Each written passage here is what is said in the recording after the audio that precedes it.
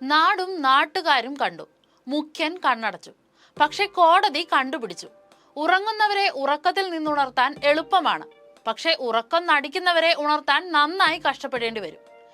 കേരളത്തിന്റെ കാര്യത്തിൽ ഇതൊരു പഴമൊഴിയേ അല്ല. കാരണം അങ്ങനെയാണ് കേരളത്തിലെ രാഷ്ട്രീയ കാലാവസ്ഥ. അന്തരീക്ഷം കലുഷിതമാണ്. അതിലൊരു വലിയ ഭാഗം പങ്കും അധികാരികൾക്കും അണിയറ പ്രവർത്തകർക്കുമുണ്ട്. എല്ലാം പ്രവചനാതീതം. അങ്ങനെ ലോക്സഭാ തിരഞ്ഞെടുപ്പ് മുന്നിൽ കണ്ടുകൊണ്ടുള്ള ഇടതുമുന്നണിയുടെ മുന്നൊരുക്കമായിരുന്ന 36 ദിവസം നീണ്ടുനിന്ന 14 ജില്ലകളിലെയും നവകേരള സദസ്സും നവകേരള യാത്രയും പര്യവസാനിച്ചപ്പോൾ കേരളത്തിന് ലഭിച്ചത് സാമ്പത്തിക പ്രതിസന്ധിയുടെ കഠിനതയും 36 ദിവസത്തെ ഗതാഗത കുരുക്കും CPM എന്ന രാഷ്ട്രീയ പാർട്ടിയുടെ സംഘടന മികവും മാത്രം.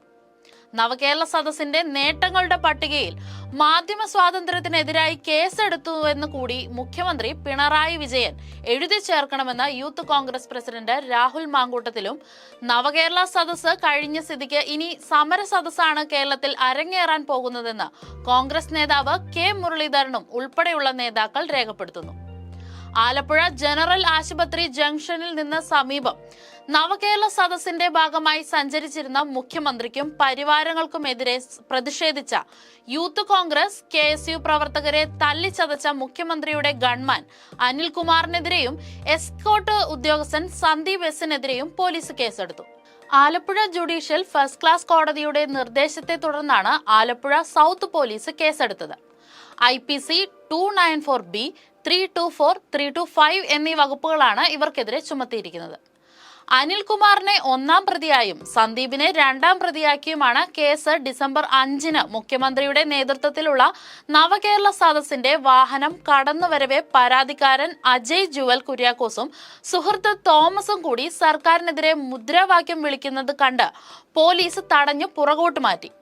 മുഖ്യമന്ത്രി സഞ്ചരിച്ച വാഹനം കടന്നുപോയതിനു ശേഷം പിന്നാലെ വന്ന അകമ്പടി വാഹനത്തിൽ നിന്ന് പുറത്തിറങ്ങിയ അനിൽ ജനറൽ ആശുപത്രി ജംഗ്ഷൻ ട്രാഫിക് സിഗ്നലിന് സമീപം വെച്ച് അസഭ്യം വിളിക്കുകയും ലാത്തി ഉപയോഗിച്ച് ദേഹോപദ്രവം ഏൽപ്പിക്കുകയും ചെയ്തുവെന്നാണ് FIR-ൽ പറയുന്നത്.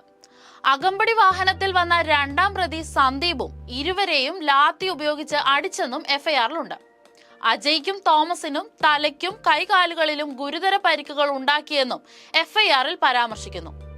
KSU ജില്ലാ പ്രസിഡന്റ് AD തോമസ് നൽകിയ ഹർജിയിലാണ് ആലപ്പുഴ ജുഡീഷ്യൽ ഫസ്റ്റ് ക്ലാസ് കോടതി കേസെടുക്കാൻ നിർദ്ദേശം നൽകിയത്.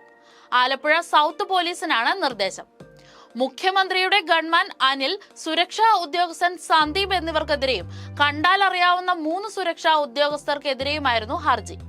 പ്രവർത്തകരെ മർദ്ദിച്ച ഗൺമാനെതിരെയും സുരക്ഷാ ഉദ്യോഗസ്ഥർക്കുമെതിരെയും കേസെടുക്കണമെന്നാവശ്യപ്പെട്ട് പരാതിക്കാർ SP-ക്ക് ഉൾപ്പെടെ പരാതി നൽകിയിരുന്നു. എന്നാൽ ജോലിയുടെ ഭാഗമായി നടത്തിയ ചെയ്തികളാണെന്നായിരുന്നു ഉദ്യോഗസ്ഥർ SP-ക്ക് റിപ്പോർട്ട് നൽകിയത്. പിന്നാലെയാണ് വീഡിയോ സഹിതം കോടതിയിൽ സ്വകാര്യ അന്യായം ഫയൽ ചെയ്തത്. കോൺഗ്രസും പോഷക സംഘടനകളും ചേർന്ന 4 ദിവസത്തെ ഇടവേളയിൽ തലസ്ഥാനത്ത് 3 വമ്പൻ പ്രതിഷേധ മാർച്ചുകളാണ് സംഘടിപ്പിച്ചത്. നവകേരള സദസ്സിന്റെ സമാപന ദിവസവും തലസ്ഥാന നഗരിയിൽ ഉണ്ടായത് വലിയൊരു പോരാട്ടം തന്നെയാണ്. പ്രതിപക്ഷ നേതാവ് സംസാരിച്ചു കൊണ്ടിരിക്കുമ്പോൾ യാതൊരു പ്രകോപനവും കൂടാതെ മുൻകൂട്ടി നിശ്ചയിച്ചതെന്ന പോലെയാണ് കണ്ണീർ വാതകവും ജലപീരങ്കികളും ഉപയോഗിച്ചതെന്ന പരാമർശമാണ് ശശി തരൂർ ഉയർത്തിയിരിക്കുന്നത്. കണ്ണീർ വാതകം വളരെ ശക്തമായിരുന്നതുകൊണ്ട് പലർക്കും അതിൻ്റെതായ ശാരീരിക അസ്വസ്ഥതകൾ ഉണ്ടെന്നാണ് പ്രതികരണങ്ങൾ ലഭിക്കുന്നത്. പരാതിയേക്കാൾ പ്രാധാന്യം രാഷ്ട്രീയ പ്രചാരണത്തിന് തന്നെ. പക്ഷേ ലഭിച്ച പരാതികളിലെ തുടർ നടപടികൾ സർക്കാരിന് മുന്നിലെ കടമ്പ. രാഷ്ട്രീയ അനുഭാവികൾക്ക് അപ്പുറം സദസ്സിനോടും മുഖ്യമന്ത്രിയുടെ രക്ഷാപ്രവർത്തന പ്രയോഗത്തോടുമുള്ള പൊതുസമൂഹത്തിന്റെ നിലപാടുകളും ഭരണപക്ഷത്തിന്റെ ഇനിയുള്ള വെല്ലുവിളി.